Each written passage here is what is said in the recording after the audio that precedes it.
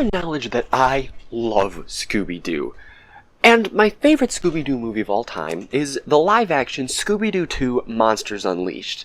Now, I'd love to just review this for you, but it's not a Disney movie, so I haven't had a lot of time to accurately watch it and review it for you. Curse my hubris. So instead, I found another form of Scooby-Doo 2 Monsters Unleashed, the computer game. For those of you born after the early 2000s, these games would go into the disk drive on your computer. Now, my laptop doesn't have a disk drive, so I had to buy an external one. Alright, so let's pop this bad boy in and see what we've gotten ourselves into.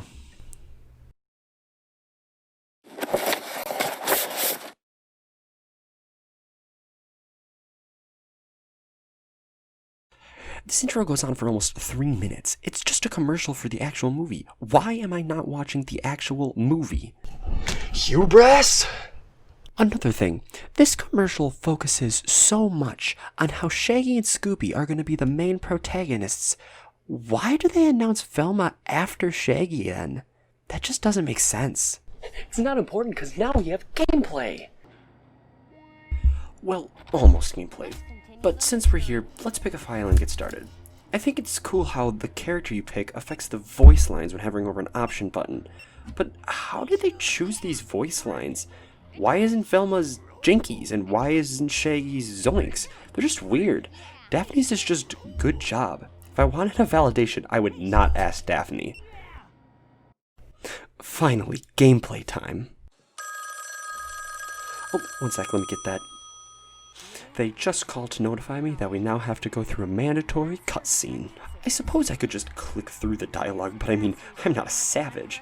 But first thing I need to note here, the voice acting could be worse, but when you're used to Matthew Lillard and Freddie Prinze Jr., this just does not stand up. I guess I'll just have to get used to it. Alright, here we go. Actual gameplay. Kind of. This is the first part of these games, the quote-unquote clues section. There's an obvious place you need to steer Shaggy and Scooby, but first you have to find all the clues in one area and get a still image of the movie. Hooray. Well, let's move past this ecstatic crowd. Whoa. And into the museum. Dialogue, blah blah blah, and boom, something new. A recreated cutscene. These are ugly. If they wanted video, why didn't they rip it from the movie? They had permission for images, why couldn't they just use video? This just looks like the first model of virtual reality. More dialogue, and finally, the second part of the game. Mini, quote-unquote, games. You can barely call them games, even. Let's go through each one now. First is Clear the Way. Creative titles. It says so on the package. I swear, I've seen advertisements for this app on YouTube videos. It's just one of those simple slide puzzles. 3 levels and it's over. At least it doesn't overstay its welcome. Next up, A Place for Almost Everything. Here we rebuild the costumes of classic Scooby-Doo villains that were broken by the evil masked figure. It's simple enough, but here's the point of the game where I realized that there's too much narration. Everything is narrated, I swear. They narrate my mouse. Skeleton man's chest. Skeleton man's leg. No, I don't think so. After this, we get our first map scene. I love cartography. This is cool and all, but why? We don't need them for loading, so what is the point? After some more dialogue and cutscenes and dialogue, we finally make it to Old Wickles Manor, where we get our third minigame. It's a trap. Catch the falling people and moving on. This is the first minigame where you start to collect Scooby snacks. They're littered throughout the game, so I bet they unlock something awesome at the end. Minigame 4. Get it together. Collect pieces of the Spookbuster. The what? Yeah, this is a blatant ripoff of Ghostbusters, but I mean, it's Scooby-Doo. We'll let it slide.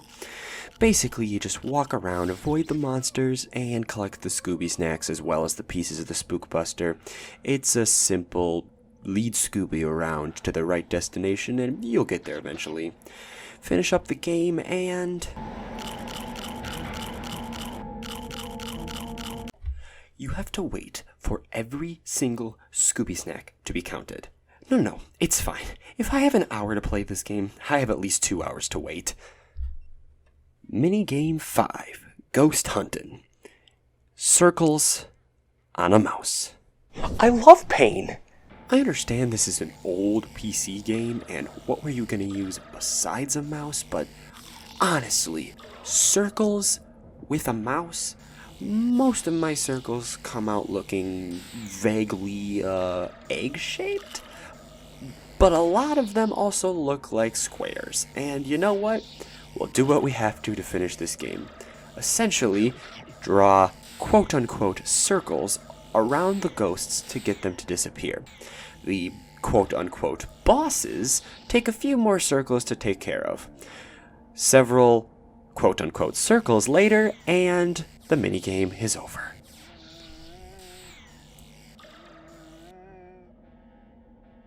After this, Shaggy and Scooby head to the faux ghost, which I'm going to assume you knew because clearly you're a Scooby-Doo fan if you're using your time on this video. But the next minigame we have is To the Nines, disguises for the faux ghost.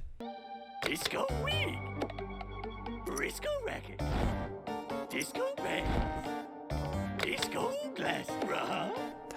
Moving on. Minigame 7, Friend or Foe. It's just Get It Together again. I mean, at least it's got a killer jazz soundtrack. Groovy. Minigame 8, Dance the Fright Away.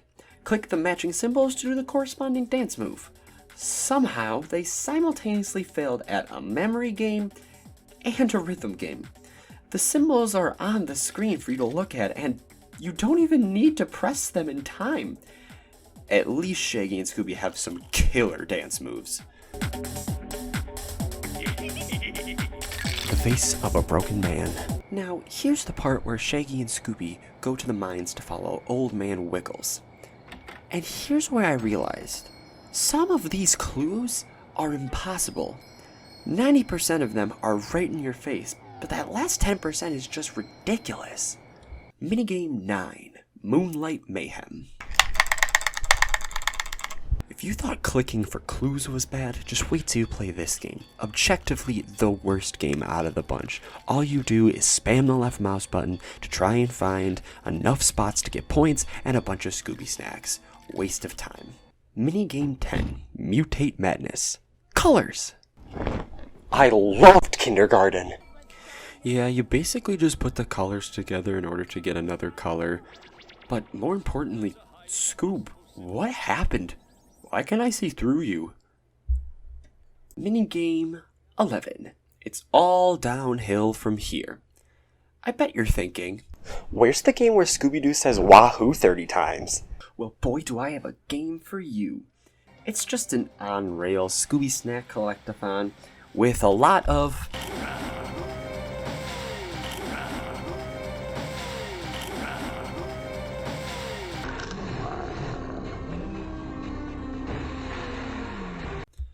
Minigame 12, Verse the Current.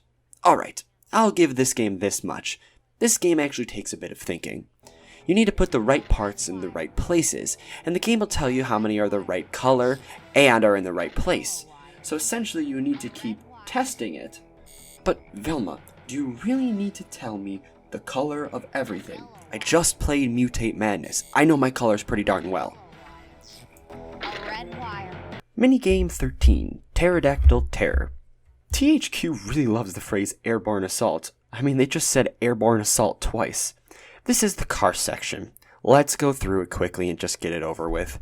You skirt around in the mystery machine, stopping in the yellow circles to try and get the passengers onto the mystery machine so you can get them out of the way of the airborne assault of the pterodactyl ghost. And that's it. Minigame 14, Joust the Way You Are. Click 5 times or so in the red crosshairs. That's it. You just gotta knock the Black Knight Ghost off of his horse. But with the added effect of the Joy-Con drift that you get with your Joy-Cons for your Nintendo Switch, it's pretty hard. Minigame 15, Runaway. Another Scooby Snack Collectathon. But whose idea was it to put the enemies in the exact path Shaggy needs to go? You literally can't do this perfectly. And once you get to the puzzles, I mean, they're alright. You basically just have to flick all the switches green. Not too difficult. Minigame 15, Cottonmouth. This game used to be the hardest one when I was little. You have to click when the cotton candy glob isn't looking. This requires patience that I have never had. Minigame 17, Monster Match. Hey, an actually successful memory game. But for the love of all things good in this world, why is there more than one screen? Just cram it all into one screen. But literally, it's just a memory game with all the monsters from the game. Minigame 18, A Sticky Situation. I have several issues with this game. Scooby can glitch out and force you to restart, the jumping sucks, and why does the timer look like a picture rather than an actual timer? All the other timed games have a nice timer that's easily counting down. I can't even tell if the tar is rising in this game. Also, the platforms are not matched up and everything looks ugly. But, because it is my job, I shall explain to you what the game is. Essentially, you go around, find the computers that activate platforms, and you get to the end of the level. Easy peasy, this minigame sucks. And that's it. But what do we get for doing all this? And who's the villain? What? No unmasking, nothing. And the bonus password could only be received by watching the movie in theaters. Luckily, the internet knows all, and all we have to do is type in SD2. You just play 5 levels of Dance to Fright away against the evil masked figure. I'm so happy I played this entire game to get this extremely amazing award. I am honored to have this, and thank you to THQ for letting me play this Scooby-Doo game. And that's it for Scooby-Doo 2 Monsters Unleashed for the PC. We don't get a whole lot for beating it, and the clues only give us a 100% bar, but at least we can go and look through the monster files now. Wait, Tar Monsters what now? It's the one and only Digo Double G. Hey, did you enjoy the video? Well, then it would mean a lot to me if you were to subscribe and check out some of my other videos below. If you have any suggestions for other games I should talk about, feel free to leave them in the comment section, and I will do my best to try and review them. Thanks again!